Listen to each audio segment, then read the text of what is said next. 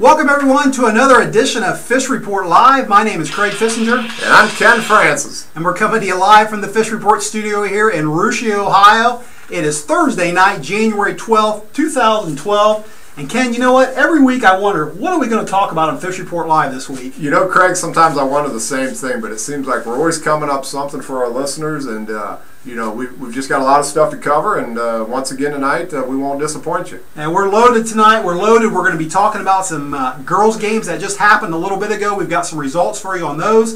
We're going to be talking about Saturday's games coming up. We're going to have our SCL Hoops correspondent TK on the phone, get some live predictions on that. We've got boys' games to break down tomorrow night.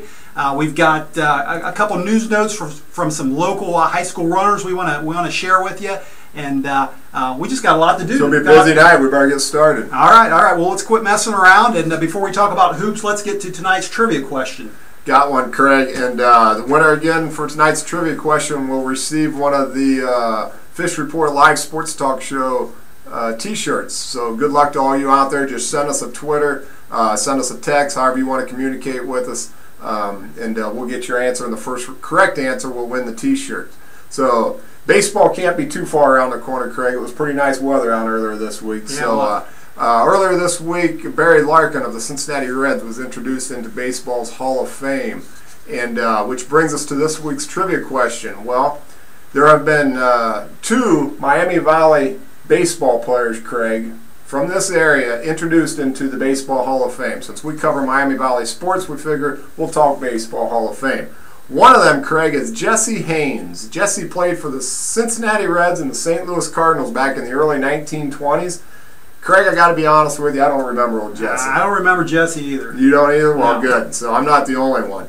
Well, the question tonight is, who is the most current and other Miami Valley baseball player to be introduced into baseball's most prestigious Hall of Fame in Cooperstown, New York?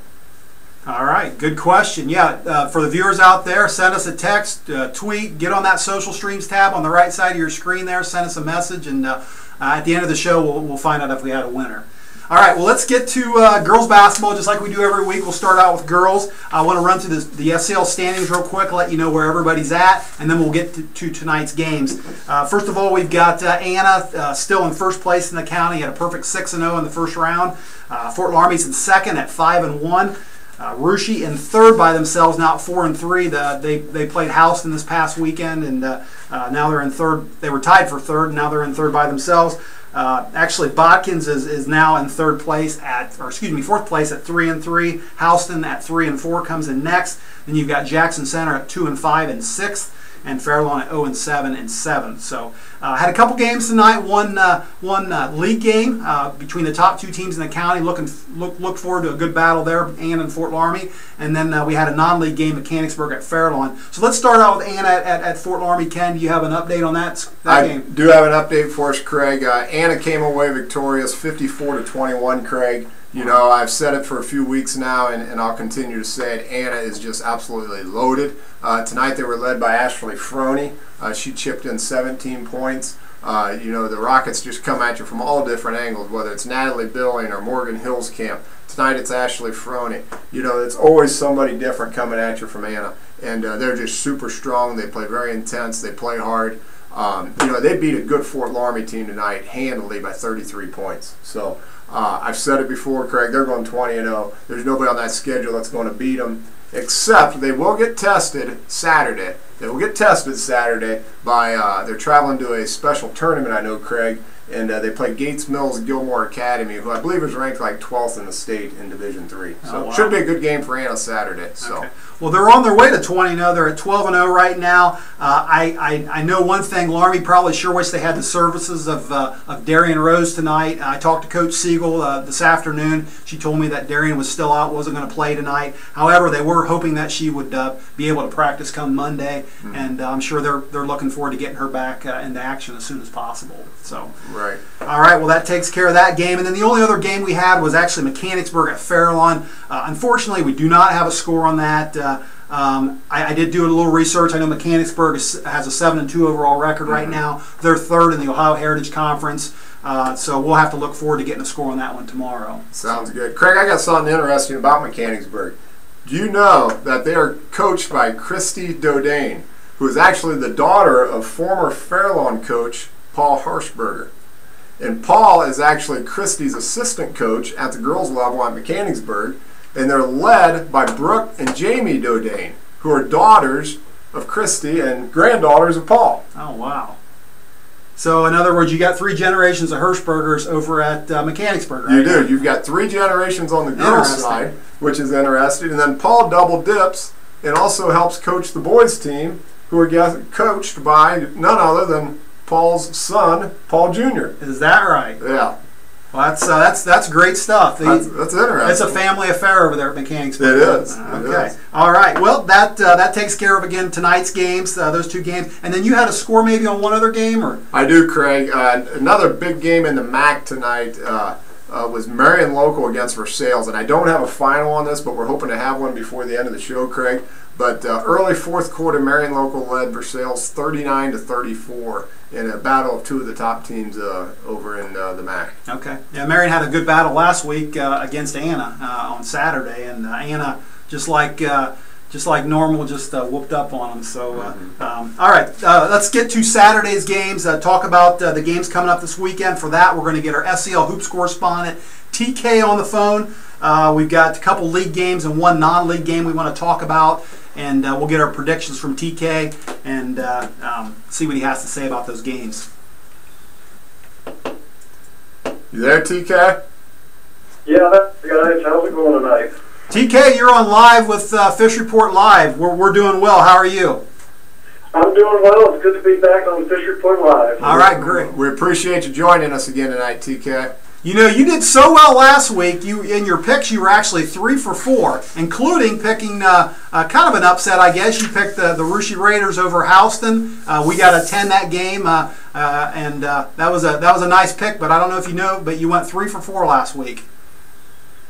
Yeah, I kind of paid attention to that one. I did miss Army Jackson Center, but people often say good programs don't rebuild, they just reload, and I think that's what Fort Army's doing. They brought up a freshman, and they just keep moving through their schedule. Not quite as good as Anna, but they're pretty strong.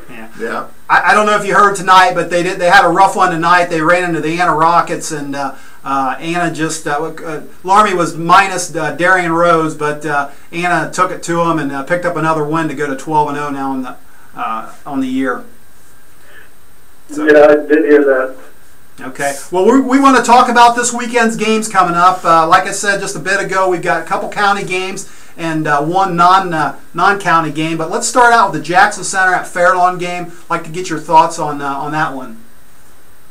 Okay, Jackson Center at Fairlawn, the first round, Jackson Center took that one 54-31. It was a big game for Brooke Richards. She had 22. And I looked for more of the same in this game. I think Jackson's going to go in there and play another good game and come out on top. Hey, TK, I don't know if you know this, but it's also Jackson Center's head coach Huffer's birthday tomorrow, so we'd like to wish McCain Huffer a happy birthday from everybody here at Fish Report. All right, well, that takes care of that game, TK. The next game we want to talk about is Botkins at Houston. That sounds like a good one to me. What you predicting on that one? Okay, Botkins and Houston. The first round, Houston came from behind to win that one 42-35. Interesting note on that one, Botkins was 25 of 39 from free throws from the foul line. Quite a big number there, so obviously a lot of fouling. Botkins is they're looking strong right now. They've had some solid wins. I think they're going to bring a little bit better defense, and I'm giving the edge to Botkins over Houston in this one. I think they're going to bring a better defense and hold on to that lead, and they're going to take this one. That's an interesting pick, TK. I don't know if you know this or not, but one of Botkins' better players, Claire McCullough, has been battling an illness all week. Do you know if Claire's going to be playing this week or not? Yeah, I've heard that she has been cleared to play. She's starting to feel better after getting some rest, so she's scheduled to be in the game. So they're looking for some good support out of her. Well, good for her. I know Botkins. I'm sure they're really hoping to pick up that win against Houston too. If they do that, they'll be even with Russia in the standings for third place. And then I think their next game is actually against the Raiders. So I'm sure Botkins is, like I said, they're wanting to pick up a win against Houston for sure.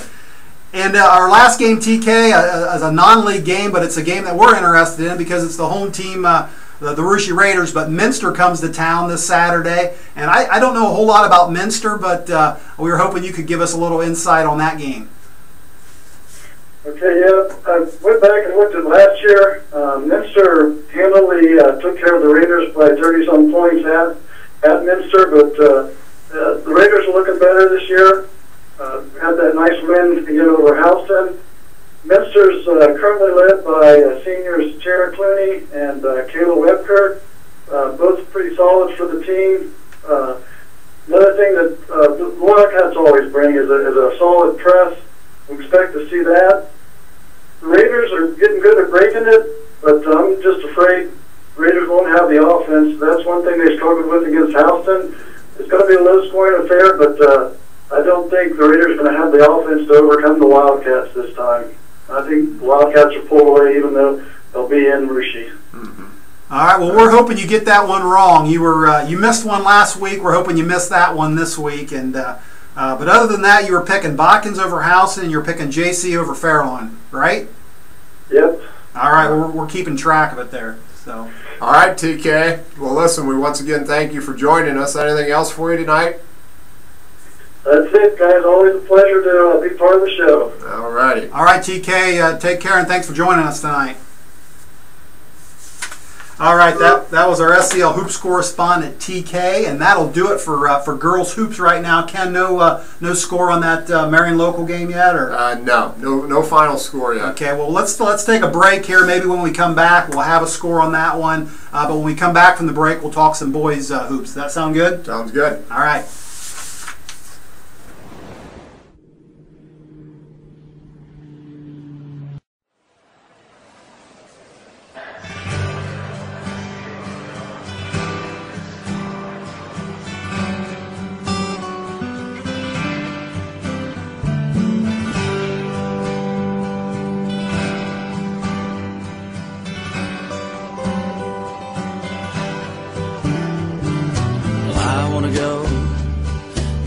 Breezes blow. There's no one to know our sea to Isla Mujeres.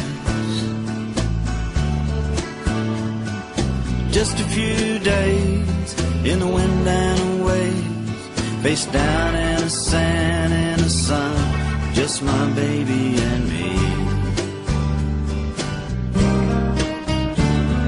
And I wanna see shoreline palms wave at me, Rami de Caribbean Venidos, a Isla Mujeres. Yo soy un hombre que canta los estrellas. They say you can never forget, you don't wanna go home. Si es verdad, it's so simple, it's true. I'm spending my days with the skates and rays. My nights I spend making love with you. Lobsters and clams, well, I lied about the clams, but you don't give a damn for the city, not London or Paris. When you're on Isla Mujeres, you can be who you are, neath the sun and the stars of this tropical heaven.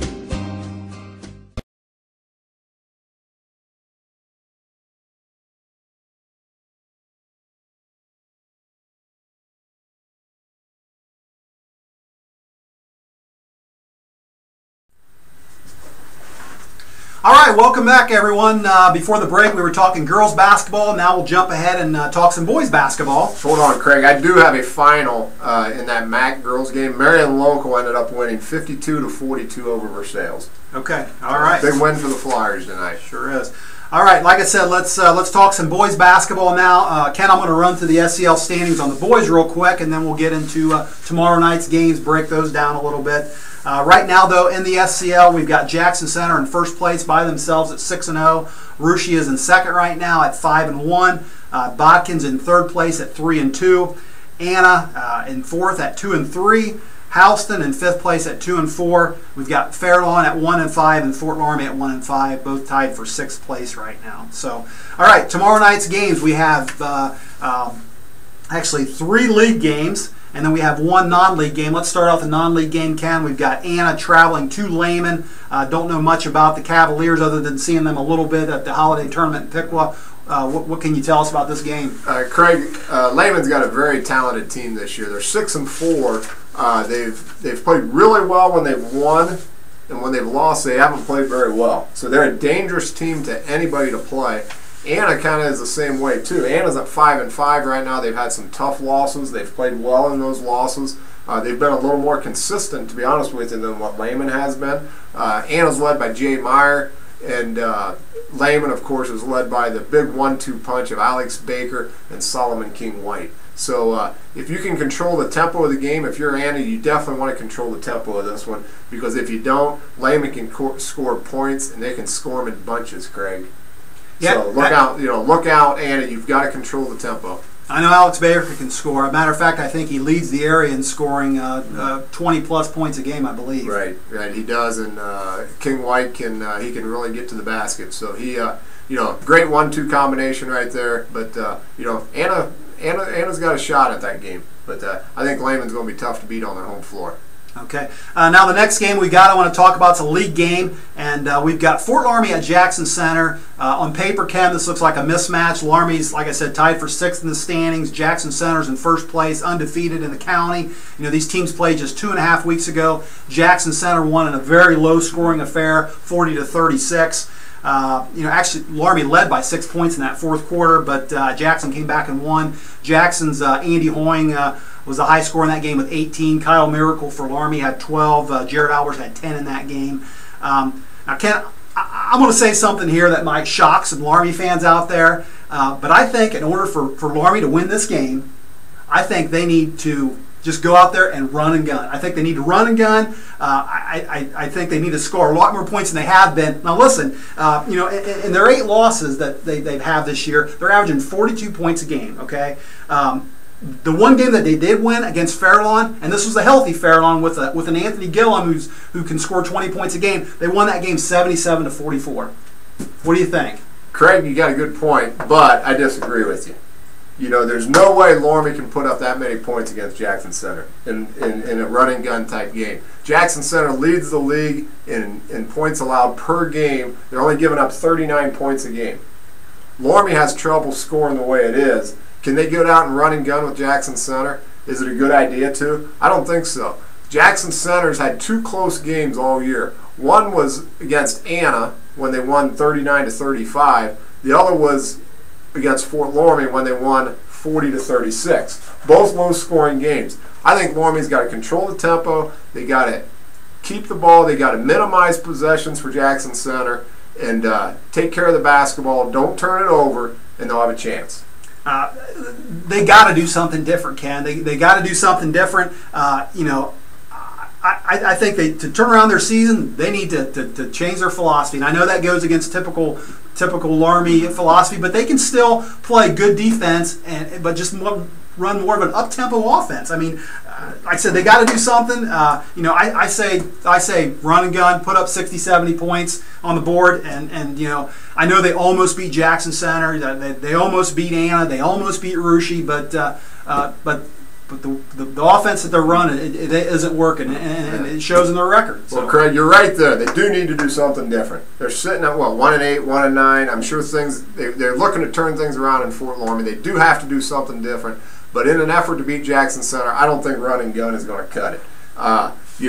Jackson Center has the most points anybody scored against Jackson Center this year was 57, and that was put up by Russia.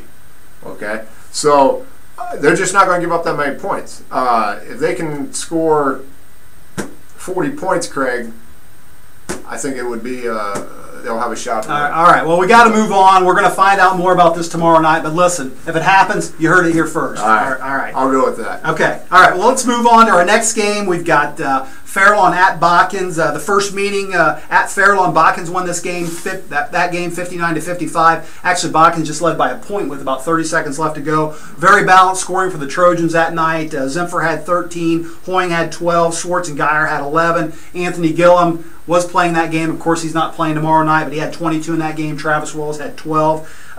Ken, I'll be honest with you, with Gillum out for Fairlawn, I just don't see how Fairlawn wins this game. I watched the Jets last week against Russia, and they had some problems scoring. They did, Craig, and they're going to continue to struggle.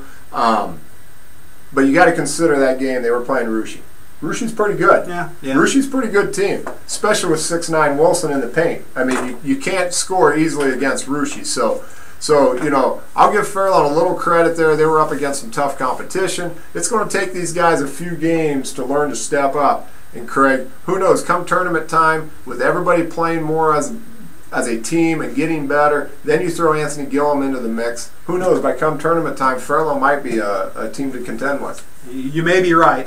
Something else I noticed, I was looking at Botkins' schedule. They actually have 4 games in the next 8 days, and 3 of those are against county opponents. They got Fairlawn, Ann, and Houston on their schedule there in the next 8 days, and those are all winnable games. With only 2 league losses so far, I think the Trojans they got a chance to put up a nice record the next 8 days and stay in the thick of the SEL race. You're right, Craig, right there. And if they can post a 5-2, 6-2 mark in the league standings, they'll be right there. But you can't be looking ahead in the Shelby County League. Every night's a tough night. They got to take it one game at a time, and Botkins has to stay sharp. They can't be looking ahead. I guarantee you Coach Alexander over at Fairlawn has plans on beating Botkins, and if Coach Meyer and Botkins isn't ready, anything could happen. All right. That covers them. Let's move on to our last game, and that's the home team. Houston, or actually Russia, is hosting Houston this weekend. Their first meeting, Russia won that game 66-56 by 10 points. Russia actually just led 55-52 midway through the fourth quarter. Treg Francis had 21 in that game. Brandon Wilson had 19, and then Houston's Jesse Flipple had a phenomenal game, scored 27 that night. I remember that well. I was there. He did, Craig. Jesse was a handful for the Raiders that night, but let me tell you something. Treg Francis is hot. H-O-T, hot. This kid in January here alone, he's poured in 20 points and 24 points the other night against New Bremen. So he's had, I think, 9 3-pointers in 2 games.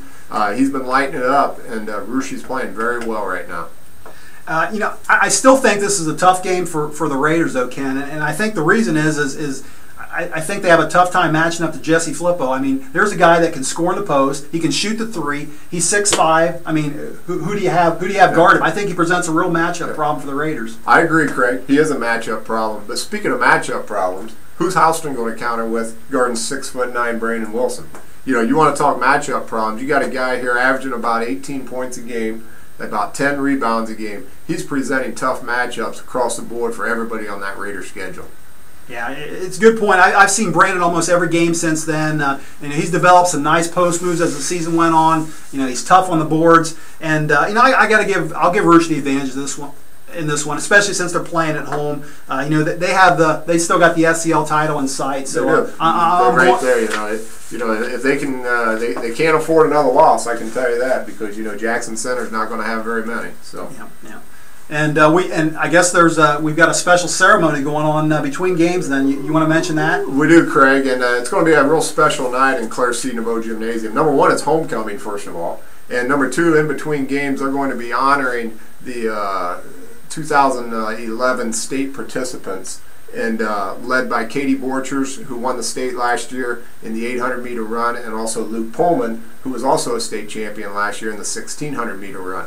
Russia's first 2 ever individual state champions, Craig, and they came within 25 minutes of each other. Yeah. So they're going to honor them too, which is a well-deserved honor, as well as our boys cross country team, last year's track participants, and Tyler Francis, Mason Hoyne, Bethany York, Kirsten Boisard, Jackie Seafring, and Lauren Francis, and then as well as Lauren Francis again for her accomplishments this fall in cross country at the state cross country meet.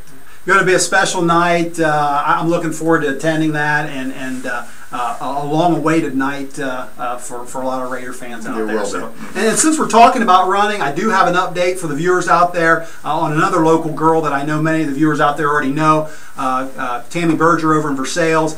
She's a senior this year. I know a lot of people are waiting for her to make her decision on where she wants to go to college. Actually talked to her dad, Ken, earlier this week.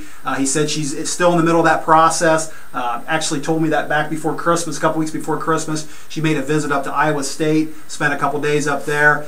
Just this past weekend, she went to Ohio State. I heard she had a pretty good visit there. And then I think in a couple weeks, she's actually planning on going to Michigan State and making a visit there as well. I know she wants to compete on a national level and work with the best coaches out there. You know, she hasn't made her decision yet. I don't know if she is leaning one way or the other, but whoever gets her is going to be awfully lucky because she's an awfully special girl. Craig, you know what? You're exactly right. Whoever gets Tammy, not only are they getting a great runner, but they're getting a great girl who comes from a great family and a great town. So good luck, Tammy.